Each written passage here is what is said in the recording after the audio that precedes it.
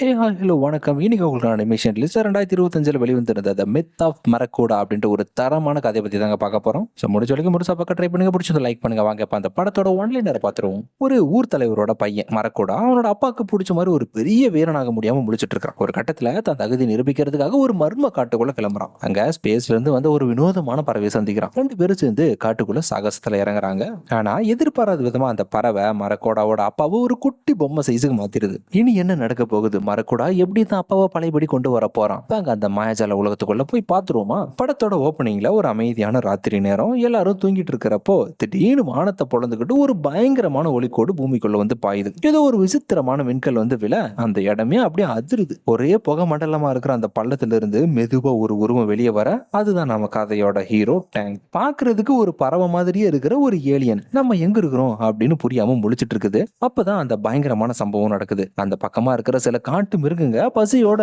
ஹீரோவை நோக்கி வருதுங்க. ஹீரோவும் என்ன பண்றான், ரொம்ப மரியாதையா அந்த மிருகங்க கிட்ட பேச்சு கொடுத்து பாக்குறான். நண்பர்களே, இது என்ன கேலக்சி, நான் எங்க இருக்கிறேன் அப்படின்னு கேக்குறான். ஆனா பாவம் அந்த மிருகங்களுக்கு மொழி தெரியுமா, அதுங்களோட பார்வையிலமோ ஹீரோ ஒரு ருசியான சாப்பாடு, அவ்வளவுதான். உடனே அந்த மிருகங்கள்லாம் அப்படியே அவனை சுத்தி வளைச்சிட்டு உருமுது. பயந்து போன ஹீரோ, இங்க பாருங்க கிட்ட வராதிங்க அப்படின்னு கத்திக்கிட்டு பின்னாடி போறான். ஆனா அந்த மிருகங்க அவனை விடுறதா இல்ல. ஹீரோவும் வேற வழி இல்லாம தனக்குள்ள இருக்கிற ஒரு சீக்ரெட் பவரை வெளியே எடுக்கிறான். அதுதான் பிங்க் பிரீத். அதாவது அது வாயிலிருந்து ஒரு இளஞ்சிவப்பு புகையில அந்த மிருகங்க மேல அப்படியே வீசி எறியறான். அடுத்த நொடியே ஒரு மேஜிக் அங்க நடக்குது. அந்த காட்டு முன்னாடி மிருகங்களோட கண்ணுல ஒரு அறிவு ஒளிவட்டம் தெரியுது. ஆக்சுவலா அந்த புகையினால அதுங்களுக்கு புத்திசாலித்தனம் எக்கச்சக்கமாயிடுச்சு. ஆனா ஒரு பெரிய ட்விஸ்ட் என்னன்னா, அந்த புத்திசாலித்தனம் அந்த மிருகங்களை இப்போ இன்னும் டேஞ்சரா மாத்திருச்சு. இவனை இன்னும் எப்படி பிளான் பண்ணியெல்லாம் சாப்பிடலாம் அப்படின்னு அதுங்க பேச ஆரம்பிச்சிருச்சுங்க. உடனே ஹீரோ அங்கிருந்து சூதானமா ஒரு வழியை தப்பிச்சு காட்டுக்குள்ள தலை தெறிக்க ஓடுறான். எனக்கு கதை இப்ப அப்படியே கட் ஆகி ஒரு பழைய கற்கால பழங்குடி மக்கள் பக்கம் திரும்புது. சாப்பாட்டுக்கும் இடத்துக்கும் கஷ்டப்பட்டு இருக்கிற அந்த மக்கள் ஒரு வழியா ஒரு பாதுகாப்பான இடத்தை கண்டுபிடிச்சு செட்டில் ஆகுறாங்க. இவங்க கூட்டத்தில் இருக்கிற ஒரு துடிப்பான பையன் தான் மார்க்கோட்டா அப்படின்ற ஒரு பையன். இவன் கூடவே யானையும் ஆட்டியும் கலந்து உருவாக்கின கலப்பின மாதிரி ஒரு விசித்திரமான மிருகமும் இவன் கூட இருக்கு. மார்க்கோட்டா காட்டுக்குள்ள போகும்போது ரொம்ப அழகா ருசியா இருக்கிற சில பழங்களை மரத்துல பாக்குறான். அதை பறிக்கும் போதுதான் தற்செயலா தரையில ஒரு மின்னக்கூடிய ஒரு கல்லை பாக்குறான். அது ஏதோ மந்திரக்கல் மாதிரி தெரியுது. ஆனா உண்மை என்னன்னா, அதுதான் ஹீரோ டேங்க் வந்த விண்கலத்தோட ஒரு சிறு பகுதி. உடனே மார்க்கோட்டா ரொம்ப பெருமையா அந்த பழத்தையும் அந்த விசித்திர கல்லையும் எடுத்துட்டு தன்னோட கூட்டத்துக்கிட்ட ஓடி வரான். தன் கூட்டத்துக்கு சாப்பாடு கிடைச்சிருச்சு அப்படின்னு அவன் நினைக்கும் போதுதான் அங்க இருக்கிற பாட்டி அதை பார்த்துட்டு அலறாங்க. அவங்க முகம் அப்படியே வெளுத்து போயிடுது. மார்க்கோட்டா, இது சாதாரண பழம் இல்ல, இது உயிரியே குடிக்கக்கூடிய பயங்கரமான விஷப்பழம் அப்படின்னு சொல்லிட்டு இருந்தும் விஷப்பழம்னு தெரிஞ்சும் அந்த இடமே அப்படியே அல்லூலப்படுது. மார்க்கோட்டா ஏதோ நல்லது பண்ண போய் கடைசியில் அவனுக்கே இப்ப அது வினையா வந்துருச்சு. இதை பார்த்து அவனோட அக்காக்காரி சும்மா இருப்பாளா, என்னடா தம்பி இப்படி ஒரு முட்டாள்தனமான வேலையை பண்ணிட்டா அப்படின்னு எல்லாரும் முன்னாடி அவனை அசிங்கப்படுத்திடுறான். கரெக்டா அப்பதான் வராரு என்னோட அப்பங்காரன். மனுஷன் செம்ம ஸ்ட்ரிக்ட். தன்னோட பையன் முகத்துல இருக்கிற அந்த ஏமாற்றம் அவரோட முகத்துல அப்படியே தெரியுது. உடனே மரியாதையா அந்த பழத்தை தூக்கி எறிடா அப்படின்னு சொல்லிட்டு கத்துறாரு. அந்த வார்த்தை மார்க்கோட்டாவோட மனசை ரொம்ப பாதிச்சிருச்சு. நிலைமை சரி பண்ண என்ன பண்றாரு, ஒரு புது ரூல்ஸ் ஒன்று அறிமுகப்படுத்துறாரு. இனிமே யாரும் என்கிட்ட பெர்மிஷன் கேட்காம யார் எதையுமே சாப்பிடக்கூடாதுங்கிற ஒரு ஃபர்ஸ்ட் ரூல் ஒன்று போடுறாரு. அடுத்ததா தற்காப்புக்காக பொறி வைக்க கத்துக்கணும்னு சொல்றாரு. ஆல்ரெடி அவங்களோட கூட்டத்துல இதுல கை தேர்ந்த செம்மையான ஒரு கில்லாடி இருப்பான் போல. உடனே அவர் சொன்ன மாதிரி ஒரு பொரியை செஞ்சு காட்டி மார்க்கோட்டாவோட அப்பா கிட்ட பாராட்டு வாங்கிட்டான். இதை பார்த்ததும் மார்க்கோட்டாவுக்கு மனசுக்குள்ள ஒரு ஓரமா சொல்லி இன்னும் வலிக்குது. நம்மளை விட இவனுக்கு இவ்வளவு முக்கியத்துவமா அப்படின்னு நினைக்கிறான். அப்பதான் அந்த 3வது முக்கியமான சட்டமும் வருது. நெருப்பை எக்காரணத்தை கொண்டும் அணைக்க கூடாதுன்னு. அண்ட் கடைசியா தான் ஒரு வழியா மார்க்கோட்டாவுக்கு ஒரு சான்ஸ் கிடைக்குது. அதாவது அந்த அணையக்கூடாதுன்னு நெருப்பை பாதுகாக்கிற பொறுப்பு அவன்கிட்ட தான் வந்தது. அண்ட் இந்த முறை எப்படியாவது அப்பங்காரட்ட நல்ல பேர் வாங்கணும்னு நெருப்புக்கிட்டே உட்காந்துட்டு இருக்கிறான். ஆனா அந்த பக்கமா போன சில வண்டுகளை பார்த்ததும் நம்ம ஆளுக்கு ஆர்வம் தாங்கல. கடமையை மறந்துட்டு அந்த வண்டுக்கு பின்னாடி ஓடி விளையாட ஆரம்பிச்சிட்டான். ஆக்சுவலா இதையத்தான் இந்த கதையோட வில்லனும் எதிர்பார்த்துட்டு இருந்தான் போல. மார்க்கோட்டா இல்லாத நேரமா பார்த்து யாருக்கும் தெரியாம வந்து அந்த நெருப்பு மொத்தமா அணைச்சிட்டு எஸ்கேப் ஆயிடுறான். அங்க வந்த பாட்டி நெருப்பு அணைச்சதை பார்த்து அலறாங்க. ஓடி வந்து பாக்குற மார்க்கோட்டாவும், விடுங்க பாட்டி, நான் இதை ஈஸியா பார்த்து வச்சிடறேன் அப்படின்னு அசால்ட்டா அதை சொல்றான். ஆனா இது எவ்வளவு பெரிய ஆபத்துன்னு அவனுக்கு அப்ப தெரியல. அப்பதான் அந்த இடத்துக்குள்ள ஒரு மர்மமான உருவம் ஒண்ணு வருது. உடம்பு முடுக்க முடி வளர்ந்துருக்கிற ஒரு ராட்சச மனுஷன். அவன் ஒரு டீல் பேசுறான். நான் உங்களுக்கு நெருப்பு தரேன், ஆனா அதுக்கு பதிலா உங்க இனத்துல இருக்கிற ஒரு பொண்ணு எனக்கு கல்யாணம் பண்ணி வைக்கணும்ன்றான். இதை கேட்டதும் எந்த பொண்ணு கல்யாணம் பண்ணி கொடுக்க சொன்னானோ அந்த பொண்ணு செம கடுப்பாயிடுது. உடனே பாட்டியும், என்னடா என் பேத்திய பொண்ணு கேட்டு வந்திருக்கேன்னு அவங்களுக்கு கடுப்பாக்கி விடாம கிண்டல் பண்ணி அவனை துரத்திடுறாங்க. பதிலுக்கு அவனும், பார்க்கலாம் குளிர்காலம் வரப்போது, நெருப்பு இல்லாம என்கிட்ட வராம வந்துருவீங்களா, வந்து எப்படி கெஞ்ச போறீங்க பாருன்னு சாப விட்டுட்டு போயிடுறான். சரி, இப்ப மார்க்கோட்டை இந்த மாதிரிலாம் பண்ண விஷயம் அவனோட அப்பங்காரனுக்கு தெரிஞ்சு போச்சு. அவ்வளவுதான், அந்த ஆள் சும்மாவே கத்துவாரு. இப்ப கண்டபடி அவனை திட்டிடுறாரு. டேய் வெளிப்படையா ஒரு விஷயத்த சொல்லிட்டா, நீ என் பையனா இருந்தாலும் நம்மளோட முன்னோர்களுக்கு நீ ஒரு அவமானம்டா அப்படின்னு அவர் சொன்ன அந்த வார்த்தை மார்க்கோட்டாவோட மனசை சுக்குநூறா உடைச்சிருச்சு. ஆனா அதே சமயத்துல தான் அவனுக்குள்ள ஒரு வைராகியமும் பிறகுது. நல்லா கேட்டுக்கோங்க, குளிர்காலம் வரத்துக்குள்ள கண்டிப்பா நான் நெருப்பை கொண்டு வந்துருவேன் அப்படின்னு ஒரு பெரிய சபதம் ஒன்று எடுத்துக்கிட்டு அந்த கூட்டத்தை விட்டு ஒரு நீண்ட தூர பயணத்துக்கு கிளம்புறான் மார்க்கோட்டா. இதை கேட்டு கூட்டத்தோட தலைவரான அவரோட அப்பாவும் தன்னோட கர்வத்தாலேயே போறான் அப்படின்னு மார்க்கோட்டாவை தனியாவும் அனுப்பி விடுறாரு. தென் பாவம் நம்மால் காட்டுக்குள்ள சாப்பாடு இல்லாம தண்ணி இல்லாம செம்மையா கஷ்டப்படுறான். நம்மளால முடியுமா அப்படின்னு அவனுக்குள்ளேயே சந்தேகம் வர ஆரம்பிச்சிருச்சு. ஆனா அப்பதான் அவனே எதிர்பார்க்காத ஒண்ணு நடக்குது. ஒரு லக் அவனுக்கு கிடைக்குது. திடீர்னு வானத்துல இருந்து ஒரு மின்னல் வெட்டி பக்கத்துல இருந்த மரம் பத்திக்கிட்டு எரியுது. ஆஹா, நெருப்பு கிடைச்சிருச்சு அப்படின்னு ஒரு கிளையை எடுத்துக்கிட்டு ஒரே குஷியில சந்தோஷமா அங்கிருந்து கிளம்புறான். ஆனா பாருங்க, விதி யாரை விட்டது? அவன் ஒரு 8 அடி கூட எடுத்து வைக்கல. யாருக்கோ வச்ச ஒரு குழிப்பொறியில இவன் போய் வசமா மாட்டிட்டான். அடுத்த நொடி அப்படியே காத்துல வில்லு மாதிரி சுழண்டு போய் விழ அவன் கையில இருந்த அந்த நெருப்பு நேரா போய் தண்ணிகள் விழுந்து மொத்தமா அணைஞ்சு போயிடுச்சு. அட கடவுளே, மறுபடியும் முதல்ல இருந்தா அப்படின்னு மார்க்கோட்டா மழை பெஞ்சு கிடக்கிற கொட்டையில சோகமா வந்து விழுறான். அங்கதான் அந்த ஏலியன் கோழி மறுபடியும் அங்க வருது. எப்பயும் போல எல்லா விலங்கையும் பார்த்து பயப்படுற மாதிரி இவனையும் பார்த்து பயந்து போன அந்த பறவை டக்குன்னு அதோட அந்த இளஞ்சிவப்பு புகைய மார்க்கோட்டா மேல ஊதி விடுது. பூம், அடுத்த நொடி அவன் வாங்கி விழுந்துடுறான். தென் கொஞ்ச நேரம் கழிச்சு அவன் முழிச்சு பார்க்கும்போது தான் அவனுக்கு ஒரு பெரிய அதிசயம் ஒன்று நடந்திருக்கு. அங்க இருக்கிற விசித்திரமான மிருகங்கள் எல்லாம் பேசுறது இப்ப மார்க்கோட்டாவுக்கு நல்லாவே புரியுது. ஆமா, அதே தாங்க. அந்த புகையால் அவனுக்கு இப்போ சூப்பர் பவர் கிடைச்சிருச்சு.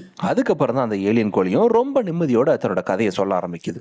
நான் கிரேக்கன் அப்படின்ற ஒரு கிரகத்தை சேர்ந்த ஒரு ஏலியன். விண்கல் மோதி என்னோட உலகமே அழிஞ்சு போச்சு. அதான் தப்பிச்சு வந்து இங்க விழுந்துட்டேன்னு அந்த ஏலியன் கோழி வருத்தத்தோட தெரிவிக்குது. இங்க பார், நீ என்ன வீட்டுக்கு அனுப்ப உதவி பண்ணனா உன்னோட ஆசை என்ன வேணா இருக்கட்டும், அதை நான் கண்டிப்பா நிறைவேற்றுறேன்னு சொன்னதும் மார்கோட்டாவும் கொஞ்சம் கூட யோசிக்கல ஓகே சொல்லிடுறான். ஆக்சுவலா அவன் என்ன கேட்க போறான் தெரியுங்களா, இல்ல என்ன கேட்டான் தெரியுங்களா? என் அப்பங்கார என்ன மதிக்கணும், என் அக்கா கொஞ்சம் அடக்கமா நடந்துக்கணும், இவ்வளவுதாங்க அவன் கேட்டது. அதுக்கப்புறம் 2 பேரும் ஒரு புது நண்பர்களா மாறி தங்களோட பயணத்தை அங்கிருந்து தொடங்க ஆரம்பிக்கிறாங்க. ஏன்னா அந்த பக்கம் அந்த கூட்டத்துல என்ன நடக்குதுன்னா, இந்த கதையோட வில்ல மெதுவா அந்த கூட்டத்தில் உள்ள எல்லாரையும் கொஞ்சம் கொஞ்சமா பிரைன் வாஷ் பண்ணி தானே அந்த பழங்குடி கூட்டத்தோட புது தலைவன் அறிவிச்சுக்கிறான். அண்ட் அது மட்டும் இல்லாம நெருப்பையும் தானே வீரமா மீட்டு கொண்டு வந்ததா ஒரு சீனை போட்டு எல்லாரையும் நம்பவும் வச்சிடறான். ஆனா இங்கதான் கதையில் ஒரு மிகப்பெரிய ட்விஸ்ட். தெரிஞ்சோ தெரியாமலையோ அந்த ஏலியன் கோழி பண்ண ஒரு வேலையால மார்கோட்டாவோட அப்பா இப்போ ஒரு குட்டி பல கால்கள் கொண்ட ஒரு பூச்சியா மாறிடுறாரு. கம்பீரமா ஒரு இனத்தையும் ஆட்சி செஞ்சுட்டு இருந்த தலைவன் இப்போ ஒரு பூச்சியா மாறினதுனால தட்டு தடுமாறி கடைசியில தன்னோட பையனோட உதவியை எதிர்பார்க்கிற நிலைமைக்கு வந்துட்டாரு. ஆக்சுவலா இவங்க 2 பேரும் ஒன்னா பயணம் பண்ணும்போது தான் மார்கோட்டா இவ்வளவு நாள் எவ்வளவு கஷ்டப்பட்டிருக்கான்றது அவனோட அப்பாவுக்கு கொஞ்சம் கொஞ்சமா புரிய ஆரம்பிக்குது. அப்பாவுக்கும் மகனுக்கும் இருந்த அந்த இடைவெளியும் இப்பதான் மெதுவா குறையுது. அந்த ஏலியன் கோழிக்குன்னு ஒரு குறிப்பிட்ட சக்தி இருக்கு. அதை மறுபடியும் மீட்கணும்னா ஒரு மலைக்கு போகணும். அப்படி போயிட்டு இருந்த வழியில தான் அவங்களுக்கு ரொம்பவே பாசமா ஒரு கம்பளி பூச்சியும் பல எலும்பு கூடு இருக்கிற ஒரு குகைகளும் அவங்களுக்கு கண்ணில் எதிர்படுது. அண்ட் அந்த குகைக்குள்ள போனதுக்கு அப்புறம் தான் அவங்களுக்கு ஒரு பெரிய உண்மையும் வெளிச்சத்துக்கு வருது. அந்த ஏலியன் கோழி அது தொலைச்சு அதோட விண்கலத்தை பத்தி சொல்லுது. உடனே மார்க்கோட்டா இதை கேட்டு அப்பதான் அவனுக்கு ஒரு விஷயமும் ஞாபகத்துக்கு வருது. ஆக்சுவலா அவன் முதல்ல காட்டுல கண்டுபிடிச்ச அந்த விசித்திரமான கல் வேற எதுவும் கிடையாது. இந்த ஏலியன் கோழி இவ்வளவு நேரமா தேடிக்கிட்டு இருந்த அந்த விண்கலத்தோட ஒரு பார்ட்டு தான் அது. ஆனா என்னதான் ஒரு வழியா பிரச்சனை சால்வ் ஆயிடுச்சுன்னு நினைச்சாலும் அவங்களோட சந்தோஷம் ஒரு நிமிஷம் கூட நீடிக்கல. அடுத்து அங்க ஒரு பெரிய விபரீதமும் நடக்குது. ஏலியன் கோழியை தட்டு தடு மாதிரி விழ போக பயத்துல அதோட வாயில இருந்து அந்த பிங்க் பிரீத் அந்த இளஞ்சிவப்பு போக மறுபடியும் அங்க இருந்த ஒரு பழைய டைனோசர் எலும்பு கூட மேல தெரியாம பட்டுருது. அவ்வளவுதான், அந்த எலும்புகள்லாம் ஒண்ணு சேர்ந்து கொகையை அடுத்த நொடி அதிர்ற மாதிரி ஒரு சத்தத்தோட உயிரோட வந்து அப்படியே நிக்குதுங்க. வெறும் எலும்பு கூட இருந்தாலும் அதோட கண்கள்ல ஒரு விசித்திரமான சக்திகள் தெரியுது. இத பார்த்த நம்ம ஆளு மார்கோட்டாவும் அந்த ஏலியன் கோழியும் அப்படியே உறைஞ்சு போய் நின்னுட்டாங்க. அடுத்து என்ன, அந்த ராட்சத உருவம் இவங்களை அப்படியே வெறி கொண்டு துரத்த ஆரம்பிக்குது. அது வர வேகத்துக்கு பூமியே அதிருது. இவங்க 2 பேரும் உயிர் பொழைக்க தலை தெறிக்க ஓட ஆரம்பிக்கிறாங்க. இப்படியே விட்டா முதலுக்கே மோசமாயிரும்னு வேற வழி இல்லாம ஏலியன் கோழி தன்னோட முழு சக்தியையும் திரட்டி மறுபடியும் அந்த பிங்க் ஸ்மோக்கை அந்த எலும்பு கூட மேல ஊதி தள்ளுது. அகைன் பூம், அந்த மேஜிக் வேலை செஞ்சிருச்சு. அந்த பிரம்மாண்டமான டைனோசர் அப்படியே சுருங்கி ஒரு சின்ன பொம்மை மாதிரி ஆயிடுச்சு. ஒரு வழியா உயிர் தப்பிச்சு இவங்களும் அதுல இருந்து வெளியே வந்துடுறாங்க. அதுக்கப்புறம் அங்க இருந்து அவங்களோட பயணம் மறுபடியும் தொடருது. மார்கோட்டா பூச்சியா இருக்கிறதோட அப்பா கிட்ட மனசு விட்டு பேச ஆரம்பிக்கிறேன். என்ன ஏப்பா எப்பயுமே தோல்வியாவே பாக்குறீங்க, எனக்கும் திறமை இருக்குப்பா, நானும் சாதிப்பேன்னு மனசை விட்டு உருக்கமா சொல்ல அந்த சின்ன உருவத்துல இருக்கிற ஹீரோட அப்பா அவன் சொல்ற எல்லாத்தையும் அமைதியா கேட்டுட்டு இருக்காரு. அப்பதான் முறையா அவனோட அப்பா தன் மகனோட கஷ்டத்தை உணர்றாரு. ஆனா அந்த ஒரு நிம்மதி கூட அவங்களுக்கு ரொம்ப நேரம் நீடிக்கல. மலை வச்சுக்கிட்ட வந்து ஒரு இடத்துல ரெஸ்ட் எடுக்கும்போது வானத்துல இருந்து திடீர்னு ஒரு பறக்கிற டைனோசர் பாஞ்சு வந்து மார்க்கெட்டோட அப்பாவை தூக்கிட்டு போயிடுது. இது அவன் கண்ணு முன்னாடியே தான் நடக்குது. அவன் அப்படியே பார்த்துட்டு குறைஞ்சு போய் நிக்கிறான். அந்த பறவை நேரா போய் தன்னோட கூட்டுல அதோட குஞ்சுகளுக்கு அவர் இறையா போடுது. அந்த குஞ்சுகளும் அவரை சாப்பிட காத்துட்டு இருக்குங்க. என்னதான் அவர் ஒரு பூச்சியா இருந்தாலும் சாதாரண ஆள் மட்டும் இல்லை இல்லையா, தன்னோட முழு பலத்தையும் திரட்டி அங்கிருந்து எப்படி கீழே குதிச்சிடுறாரு. அப்பாடா தப்பிச்சோம்னு பார்த்தா விதி மறுபடியும் விளையாடுது. அடுத்து அவர் நேரா போய் ஒரு செலந்தி வலைக்குள்ள சிக்கிக்கிறாரு. அந்த செலந்தி பூச்சியும் மெதுவா வெளியே வந்து அவரை சுத்தி வளப்பின ஆரம்பிச்சிருச்சு.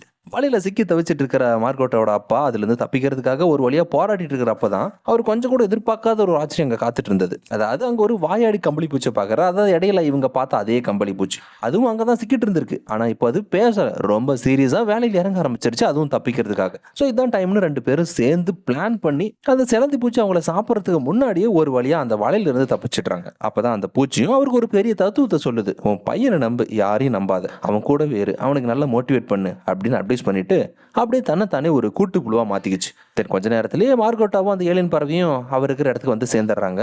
தான் அப்பா உயிரோடு இருக்கிறத பார்த்ததும் மார்கோட்டாவுக்கு போன பாதி உசுறு வந்துருச்சு. இப்பதான் அந்த ஆளுக்கு தான் பையன் மேல ஒரு தனி மரியாதையே வந்துருச்சு. தென் இன்னொரு பக்கம் கூட்டத்தில் இருக்கிற மார்கோட்டாவோட அக்கா அவரோட அப்பாவையும் தம்பியும் தேடி காட்டுக்குள்ள வரா. ஆனா விதி யாரை விட்டுச்சு பாருங்க, ஒரு பயங்கரமான விஷப்பாம்பு அவளை துரதிருஷ்டவசமா கடிச்சிருது. மயங்கி கிடந்த அவளை கடைசியில காப்பாத்தினது யாருன்னா அந்த உடம்பு போல ரோமா இருக்கிற அந்த மனுஷன் தான். அங்கிருந்து அவளை செக்யூர் பண்ணி நெருப்பு குழம்பு இருக்கிற அவனோட எரிமலை பகுதிக்கு தூக்கிட்டு வரான். அங்க போனா அவனோட அம்மா அந்த பொண்ணை பார்த்துட்டு ரொம்ப கேவலமா பேசுறாங்க. நெருப்பு வேணும்னா எங்க கிட்ட கெஞ்சணும், இப்படியெல்லாம் நாடகம் ஆடக்கூடாதுன்னு சொல்றாங்க. இதை கேட்டதும் அங்க இருக்க அவளுக்கு ஒரு நொடி கூட மனசு இல்லை, தன்மானத்தோட அங்கிருந்து கிளம்பிடுறான். ஆனா அந்த மனுஷன் தான் இனத்தை மட்டும் இல்லாம தான் அம்மாவையும் எதிர்த்து ஓடி வந்து ஹீரோவோட அக்கா கிட்ட நெருப்பை பரிசா கொடுக்குறான். ஆக்சுவலா அவ மேல வச்சிருக்கிற பாசம் அவளுக்கு இப்பதான் புரிய ஆரம்பிக்குது. கட் பண்ணா இப்ப நம்ம கதை நம்ம ஹீரோ பக்கம் திரும்புது. ஒரு வழியா மலை உச்சிக்கு வந்தாச்சு. அந்த ஏலியன் கோழி கிட்ட ஹீரோ கேட்கறான், சீக்கிரம் எப்படியாவது எங்க அப்பாவை பழையபடிக்கு மாத்து அப்படின்னு மார்க்கோட்ட கேட்க, பதிலுக்கு அது என்னடானா ஏதோ சாக்கு புக்கு சொல்லி தயங்குது. இதை கேட்டு ஹீரோட அப்பா கடுப்பாகி மரியாதையை இப்பயே மாத்திருன்னு கத்துறாரு. உடனே அந்த கோழியும் பயத்துல தன் சக்தியை பயன்படுத்த போகுது. ஆனா அப்பன்னு பார்த்து ஒரு பலமான காத்து அடிச்சு அந்த புகை கடைசியில் அது மேலேயே பட்டுருது. ஒரு நிமிஷம் அங்க இருக்கிற எல்லாருக்குமே ஷாக். ஏன்னா அந்த ஏலியன் கோழி இப்போ ஒரு ராட்சத மொட்டையா மாறிடுச்சு. அப்புறம் என்ன, முதலுக்கே மோசமாயிடுச்சு. அப்பங்காரன் இன்னும் பூச்சியாவே இருக்கிறான், ஏலியன் வேற மொட்டையா மாறிடுச்சு. மார்கெட்டாவுக்கு என்ன பண்றதுன்னே தெரியாம அப்படியே உடஞ்சு போய் நின்றுட்டான் பயபுள்ள. தினந்த முட்டை மலையிலிருந்து உருண்டு ஓட ஆரம்பிக்குது. ஹீரோவும் தப்பாவை தூக்கிட்டு அது பின்னாடியே ஓடுறான். அதே சமயம் நெருப்போட அந்த பக்கம் ஹீரோவோட அக்காவும் அவளோட ஆளும் அந்த இடத்துக்கு வந்து சேர்றாங்க. தான் அப்பா பூச்சியா இருக்கிறத பார்த்துட்டு அவளுக்கு மனசு கேட்கல, அழுக ஆரம்பிச்சிடறான். ஆனா இப்ப அந்த விளக்கம் சொல்லமெல்லாம் நேரம் இல்லைன்னு அப்பதான் மார்கோட்டாவுக்கு ஒரு விஷயம் ஞாபகம் வருது. அவன் வச்சிருந்த அந்த மந்திரக்கல்லு வேற எதுவும் கிடையாது, அந்த ஏலியன் கோழியோட விண்கலமே அதுதான். ஒன்ஸ் அந்த கல்லை முட்டை பக்கத்துல வச்சதும் அது பயங்கரமா ஜொலிக்க ஆரம்பிச்சிருச்சு. கடைசியா மார்கோட்டா நம்ம ஹீரோ ஒரு தீர்க்கமான ஒரு முடிவு எடுக்கிறான். அவங்களோட பழங்குடி மக்கள் முன்னாடி நின்று, என் அப்பா பழையபடிக்கு மாறுற வரைக்கும் நான் தான் இந்த கூட்டத்தோட தலைவன் அப்படின்னு மாசா என்ட்ரி கொடுத்து அறிவிக்கிறான். எப்பயுமே ஃபெயிலியரா பார்க்கப்பட்ட ஹீரோ இப்போ ஒரு தலைவனா மாறிட்டான். அடுத்து என்ன நடக்குது, அந்த முட்டை உடையுமா தெரிஞ்சுக்கணும்னா கிளைமேக்ஸை மட்டும் மிஸ் பண்ணாம கவனிங்க. ஹீரோ தான் தான் தலைவன்னு சொன்னதுமே அதை கேட்ட வில்லன் சும்மா இருப்பானா, டக்குன்னு உள்ள பூந்து தான் சுயரூபத்தை காட்ட ஆரம்பிக்கிறான். நான் தான் நெருப்பு கொண்டு வந்து உங்களை காப்பாத்தினேன், அப்புறம் நான் தானே தலைவனா இருக்க முடியும் அப்படின்னு வாய்ஸ் அவடால் விடுறான். ஆனா இந்த சண்டை ஒரு முடிவுக்கு வரத்துக்குள்ளேயே ஒரு பயங்கரமான விபரீதம் அங்க நடந்து முடிச்சிருது. என்னன்னா அந்த கொகை மனுஷனுக்கு ஹீரோட அக்கா மேல இருக்கிற காதல்ல நெருப்பு அனுப்புறதுக்காக ஒரு எரிமலை பாதையை திறந்து விட்டுறான். அது அப்படியே கடைசியில கைமீறி போயிடுச்சு. கடைசியில பார்த்தா அந்த எரிமலை குழம்பு காட்டுல இருக்கிற எல்லா இடத்துலயும் பரவ ஆரம்பிச்சிருச்சு. அந்த பழங்குடி மக்களே சொல்ல போனா இப்ப அந்த நெருப்புக்கு நடுவுல தான் சிக்கி தவிக்கிறாங்க. தப்பிக்கிறதுக்காக ஒரு வழி கூட இல்லைங்கிறப்போ வீர வீரன்னு சொல்லிட்டு இருந்த அந்த வில்லன் கடைசியில் என்ன பண்ணா தெரியுங்களா, எல்லாரையும் அப்படியே நட்டாத்துல கை விட்டுட்டு முதல்ல அவன் தான் அங்கிருந்து எஸ்கேப் ஆக பார்த்துருக்கான். ஆனா நம்ம ஹீரோ இதுக்கெல்லாம் அசரல. தான் அப்பா சொல்லி கொடுத்த மொத்த வித்தையும் மனசுல நினைச்சுக்கிட்டு எல்லாரையும் ஒரு கயிறு கட்ட சொல்றான். நம்ம புதுசா ஒரு பாதையை உருவாக்குவோம் அப்படின்னு எல்லாருக்கும் கமெண்ட் பண்றான். எல்லாரும் ஒன்னா சேர்ந்து தப்பிக்கிறதுக்காக முயற்சி பண்றாங்க. ஆனா அந்த நெருப்பு பள்ளத்தை தாண்ட ஆரம்பிச்சதும் கயிறு கொஞ்சமா பத்தாம போயிடுது. ஐயோ அவ்வளவுதானா அப்படின்னு எல்லாரும் பதறப்போ அந்த கொகை மனுஷன் தான் சரியான நேரத்துக்கு என்ட்ரி கொடுத்து எல்லாரையும் காப்பாத்தி பாதையை சரி பண்றான். அது தொடர்ந்து மக்களும் ஒவ்வொருத்தரும் தப்பிக்கிறாங்க. மார்கோட்டா நம்ம ஹீரோ முதல்ல தான் அப்பாவை தூக்கி அந்த பக்கம் வீசி அவரோட உயிரை காப்பாத்துறான். ஆனா அந்த ஏலியன் முட்டையை எடுக்க மார்கோட்டா திரும்ப போறப்பதான் டப்புன்னு அந்த கயிறு அருந்துடுது. இப்போ ஹீரோ மார்கோட்டா மட்டும்தான் அந்த ராட்சத முட்டையோட அந்த நெருப்பு குழம்புக்கு நடுவுல தனியா நிக்கிறான். நெருப்பும் அப்படியே அவனை சுத்தி வளைக்குது. வேற வழியே இல்லைங்கிறப்போ ஹீரோ என்ன பண்றான், எப்படியாவது வெளியே வா அப்படின்னு கத்திக்கிட்டே அந்த மின்னக்கூடிய அந்த கல்லை எடுத்து அந்த முட்டை மேல வச்சு ஒரே அடி. அந்த கல்லு முட்டையும் சேர்ந்து அப்படியே அந்த நெருப்பு குழம்புக்குள்ள மூழ்கிறது. எல்லாம் முடிஞ்சு போச்சுன்னு எல்லாரும் கதறாங்க. ஆனா அங்கதாங்க எல்லாரும் எதிர்பார்க்காத ஒரு மேஜிக் நடக்குது. திடீர்னு அந்த கொதிச்ச நெருப்பு குழம்பெல்லாம் அப்படியே ஜில்லுன்னு தண்ணியா மாறிடுச்சு. அந்த உடஞ்ச முட்டைக்கு நடுவுல இருந்து நம்ம அந்த நெருப்பு கோழி ஏலியன் புது அவதாரத்தோட வெளியே வருது. இப்போ அதுகிட்ட முழு சக்தி இருக்குது. தன்னோட உள் மனசுல இருந்து ஒரு பெரிய மூச்சு விட எரியற நெருப்பு குழம்பு கூட அணைஞ்சு மறுபடியும் அமைதியாயிடுச்சு. எல்லாரும் சந்தோஷத்துல துள்ளி குதிக்கிறாங்க இதை பார்த்து.